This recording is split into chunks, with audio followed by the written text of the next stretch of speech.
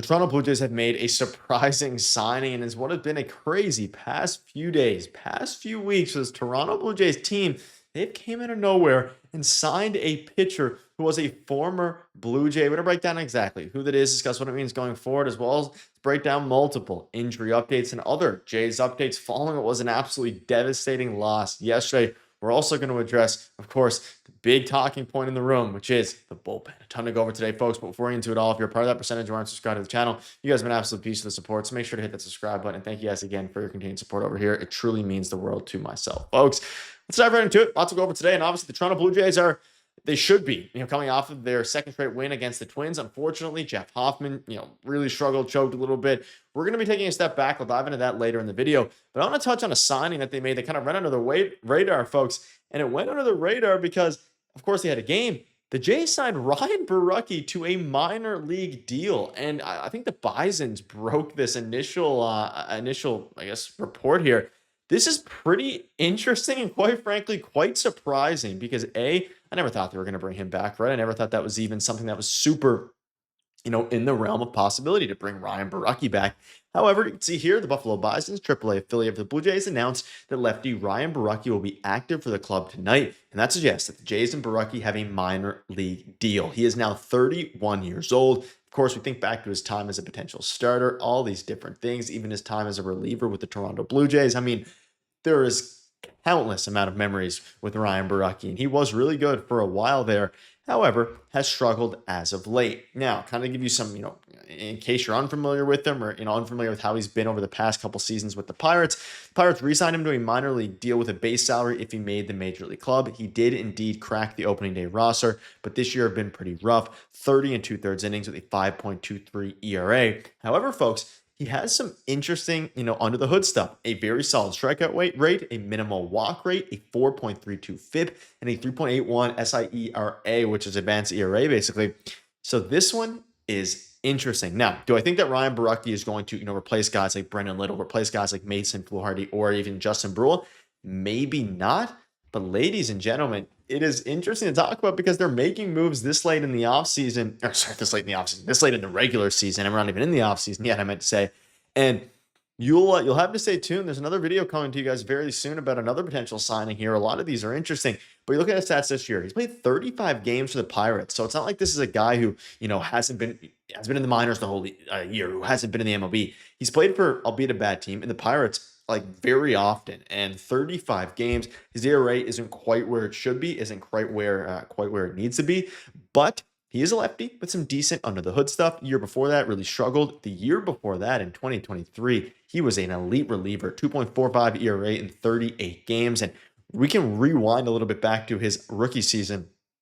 I remember it crystal clear back in the late 2010s there. He had a 3.87 ERA in 17 games started. We thought he was going to be maybe the future ace of the team. Obviously transitioned to a reliever after struggling in 2019, dealing with injuries, and then was a pretty good reliever for the Jays in 2020 before they moved off him, when he went to Seattle there and put up some decent numbers. But at the end of the day, folks, it's an interesting one. And by signing this deal before September 1st, he is eligible for Toronto's postseason roster, which means, again, he can play in the playoffs if need be. Don't think that'll happen. However, this becomes even more interesting now that the Jays bullpen has been greatly struggling, whether that be Jeff Hoffman, whether that be Yariel Rodriguez, Brendan Little, Louis Verlin. All these guys are struggling at the exact same time. And bullpens are always have been one of the weirder things in baseball, right? You can go from being an electric bullpen to being a pretty bad one pretty quickly. We're seeing that with the Jays right now. And I'm going to try to erase yesterday's loss after my memory and just kind of, it's obviously still going to remain in there and it's going to be very much so in there and stuck to my brain. But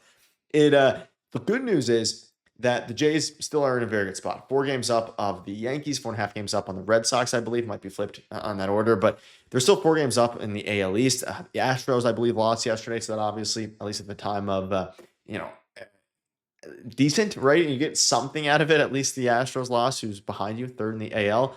But let me know down below what your thoughts are on that, folks. The Ryan Borucki signing, bringing back a former Blue Jay, which is pretty cool. I think it's pretty cool nonetheless. Is he going to make an impact? I mean, they signed him before September 1st for a reason. He could make an impact, maybe replace what Justin Brule has been doing, maybe even replace Mason Fluharty. Doubt it, but he is used to have an electric fastball, not as much anymore. Not exactly sure what his fastball is averaging, these days. It's not quite as good, obviously, as what it was back in the day, but It's obviously interesting. I just checked for you guys. So 93.9 miles per hour is his average in the fastball. So that's 30 or 43rd percentile. Not great quite at all, right? Pretty low velocity there. But a lot of their lefties don't have velocity. And is he going to take over Mason Flaherty's role? Is he going to take over someone else's role? I don't think he's going to take over Flaherty. Maybe Justin Brulin. We'll see ultimately what comes of that. Let me know down below, folks, because things are getting rough. And I'll probably have a full video coming for you guys either later today or into the future. You can see Josh Goldberg here. I still don't think the Jays are moving Hoffman out of the ninth at this moment. I guess you'd have to go Sir Anthony, but his command issues absolutely terrify me in the ninth inning. Hoffman's 7 blown saves are tied with Tanner Scott for the second most in the league. Ryan Helsley leads the MLB with 9 blown saves. It isn't ideal. And we have a closer who unfortunately has a home run problem. He's great at striking batters out, but if he doesn't strike them out, gives up home runs. We saw it yesterday, fell apart very, very quickly. And at the end of the day, folks, it is going to be scary to see what happens here. And the bullpen has been struggling. Like, it has been really, really bad. You look at some of the numbers, like second half of the year since the All-Star break, Uriel, brutal. Brennan Little, brutal. Varland, brutal. Fisher, brutal. Sir Anthony, a little bit better. Flaherty, a bit better. And funny enough, Jeff Hoffman's been very good, but he's blown up when he's been bad. And that's a problem. He is a closer, right? So his overall numbers are fine, but the rest of his numbers are pretty not fine. And that's obviously a big problem there. Tommy Nance, randomly the young son here. Throw Tommy Nance into the closer spot and just see what happens. I'm joking, obviously, but like, the bullpen is a serious problem, folks, and it's a little bit scary. You look at the schedule ahead. Of course, you have the Twins again today, off day tomorrow, and then the Brewers. And then obviously, outside of that, you're currently standing 4 games up on the Red Sox, 4.5 games up on the Yankees. So I was wrong with the order switch, which good spot, right? And again, with the Astros loss yesterday, you're still ahead by the same amount of games in the AL race as it pertains to specifically of course, getting that bye in the wild card, getting by from the wild card series and getting to the ALDS right away. But not ideal is an understatement. And I don't think they're going to move Hoffman out of the closer spot. I wouldn't be surprised if John Schneider, he's going to rock with them all the way through. Right? I wouldn't be surprised if he says that he's going to rock with them all the way through. I think it's just the way that this team is going to go about it. And I think ultimately, Hoffman, when healthy, or not when healthy, when it's rolling, is a beast. But you can see right away, like yesterday, he didn't have his stuff. His command was bad. He was spiking splitters. He was doing all these different things.